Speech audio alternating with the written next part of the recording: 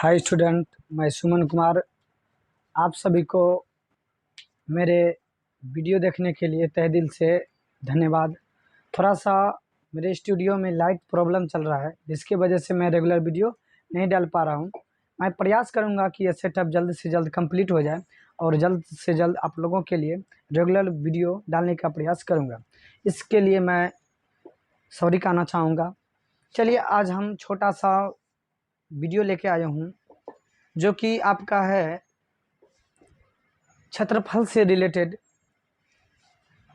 जो कि class 10th का मैथ है। और इसमें सबसे पहले हम लोग पढ़ेंगे वृत्त के बारे में। वृत्त के बारे में तो वृत्त का जो आकार होता है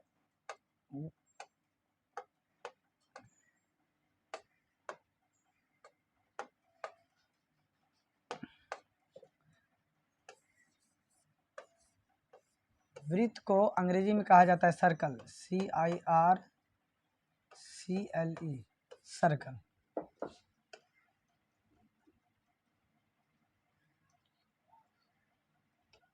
चलिए, वृत्त को अंग्रेजी में सर्कल कहा जाता है। और वृत्त का जो आकार होता है, वृत्त का जो आकार होता है, नोट्स में हम लोग नोट करेंगे कि वृत्त का जो आकृति होता है, आकृति, वृत्त का आकृति गोल होता है।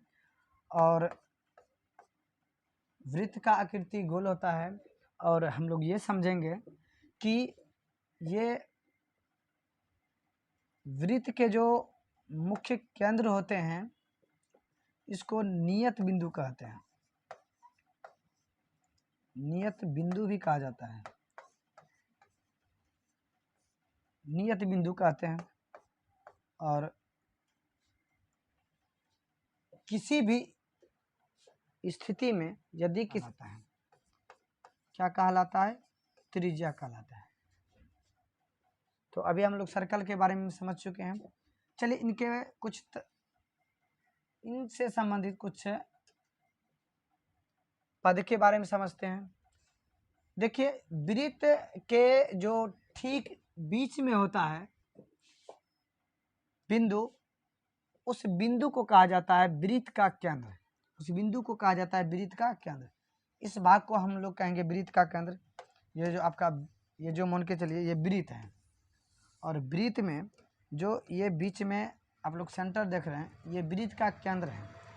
और यह वृत्त के बीचों बीच एक बिंदु होता है, जहाँ से वृत्त पर स्थित सभी बिंदु की जो दूरी होती है वह समान होती है।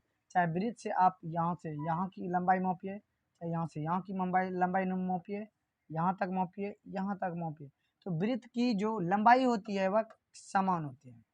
वृत्त की जो लंबाई होती है, वृत्त की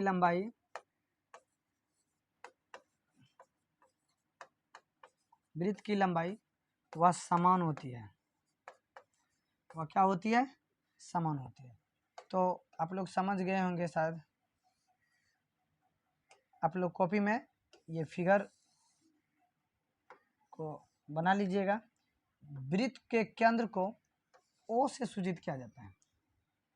वृत्त के केंद्र को O से सूचित किया जाता है।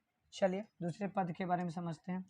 दूसरा पद है आपका त्रिज्या। अभी बताए कि ये वृत्त जो किसी भी स्थिति में जो अचर दूरी तय करता है, उसी को कहा जाता है त्रिज्या। तो यहाँ हम लोग त्रिज्या का परिभाषा पढ़ेंगे कि वृत्त के केंद्र से घिरे, वृत्त के केंद्र से घिरे बिंदु पथ की दूरी को, बिंदु पथ की दूरी को क्या कहते हैं? त्रिज्या कहते हैं। और त्रिज्या जो होता है वह अचर होता है।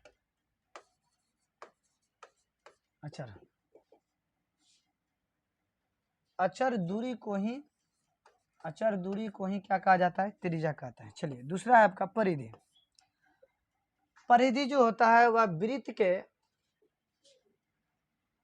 जिस वक्र से घिरा हुआ रहता है, वृत्त के जिस वक्र से घिरा हुआ रहता है, उसे क्या कहते हैं? परिधि कहते हैं। उसे क्या कहते हैं? परिधि कहते हैं।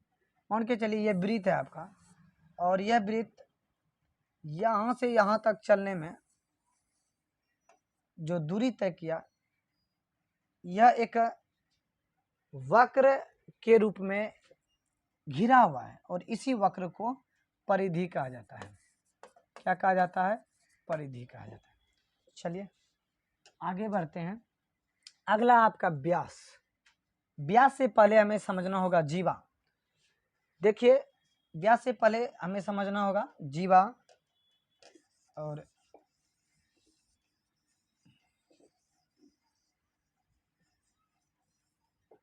देखिए जीवा क्या है।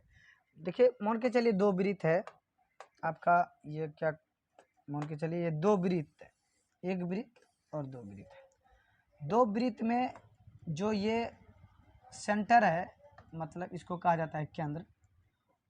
तो वृत्त के दो बिंदु लेते हैं, एक बिंदु यहाँ बना लेते हैं, एक बिंदु यहाँ बनाते हैं और एक बिंदु यहाँ बनाते हैं, और इस बिंदु से होते हुए एक रेखाखंड को गुजारते हैं। रेखाखंड को किसको गुजारते हैं? रेखाखंड को। और यहाँ दो बिंदु है, पहला ए है दूसरा बी है। इन दो बिंदुओं के बीच से जो भी रेखाखंड गुजरता है, या फिर कहेंगे कि वृत्त के दो बिंदुओं को मिलाने वाली रेखाखंड को जीवा कहा जाता है। इसको हम जीवा कहेंगे। ठीक है, यहाँ भी मान के चलिए ऐसे खींचिए, एक बिंदु का नाम ए रखिए, एक बिंदु का नाम बी रखिए, और यह जो रेखा खींचा गया है यह रेखाखंड कहलाता है। रेखाखंड कहलाता है। और यह रेखाखंड दो बिंदुओं को, कितने बिंदुओं को? दो बिंदुओं को, या दो बिंदुओं को क्या कर रहा है? मिला रहा है, मिलाने का काम कर रहा है।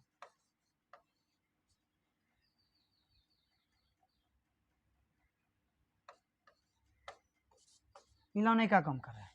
और यही रेखा आपका जीवा कहलाता है। अब समझिए व्यास। तो यदि कोई वृत्त जो है वह वृत्त के केंद्र से यदि कोई जीवा को गुजारा जाए तो वह व्यास कहलाता है।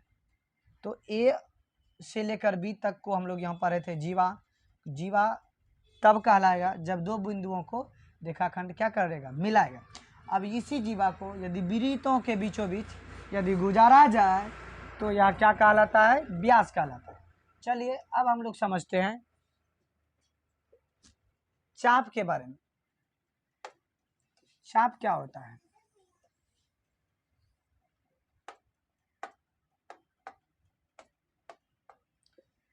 चाप समझिए। चाप जो है वह परिधि का एक खंड है। परिधि का एक क्या है? खंड है। उसी को कहा जाता है चाप। परिधि के एक खंड को कहा जाता है चाप। चलिए एक जैसे कि ये सर्कल लिया गया है, और जैसे कि आप लोग बर्थडे में क्या करते हैं? केक को कटिंग करते हैं, कटिंग करके इस केक को क्या करते हैं? बाहर निकाल लेते हैं। उस तरह से हम भी इस फिगर के माध्यम से अलग कर लिए हैं। और इसमें हमें समझना होगा कि इस सर्कल में इस बिंदु का नाम ए, इस बिंदु का नाम बी, और इस बिंदु का नाम हम लोग सी रख देते हैं। और यहाँ से यहाँ तक की लंबाई को या दूरी को क्या कहेंगे? चाप कहेंगे। क्या कहेंगे? चाप कहेंगे। और यह चाप जो है यह परिधि का एक क्या है? खंड है, मतलब यह एक टुकड़ा है। ठीक है। अब चलिए चाप भी दो तरह के होते हैं। पहला होता है दीर्घ चाप, जो बड़ा होता है, बड़ा चाप को हम लोग दीर्घ चाप कहते हैं, और जो छोटा चाप होता है उसको हम लोग लघु चाप कहते हैं। चलिए फिर आइए आगे। अब हम लोग समझते हैं त्रिज्यखंड के बारे में। त्रिज्यखंड क्या है? देखिए त्रिज्यखंड जो है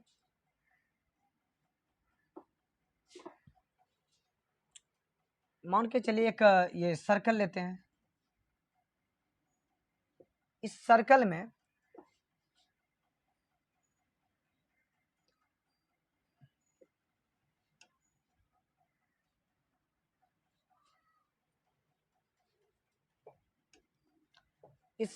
इस छोटे से भाग को काट के निकाल लिया जाता है।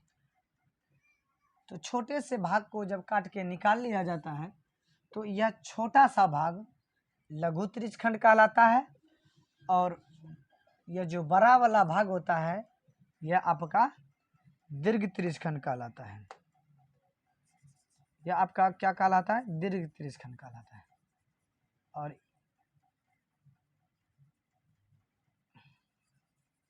समझ गए होंगे, चलिए आगे समझते हैं। आपका है वृत्तखंड। एक वृत्त लीजिए, वृत्त को दो भागों में बांट दीजिए, एक छोटा सा भाग और एक बड़ा सा भाग। बड़ा सा जो भाग होता है वह दीर्घ वृत्तखंड कहलाता है, और जो छोटा सा भाग है वह लघु वृत्तखंड कहलाता है। तो आई होप माय स्टूडेंट, मुझे बिलीव हो रहा है कि आप लोगों को अच्छा लगा होगा। थोड़ा सा मेरे स्टूडियो में लाइट का प्रॉब्लम चल रहा है, जिसके वजह से हम रेगुलर वीडियो नहीं डाल पा रहे हैं। इस प्रॉब्लम को जल्द से जल्द सलूशन हम ढूंढेंगे और आप लोगों के लिए जल्द से जल्द रेगुलर वीडियो लाएंगे, वो भी क्लास 10th और 12th के लिए। तो best of luck my student for exam Bihar board 2023। Thank you so much. Video को लाइक, शेयर और सब्सक्राइब जरूर करें। Thank you so much.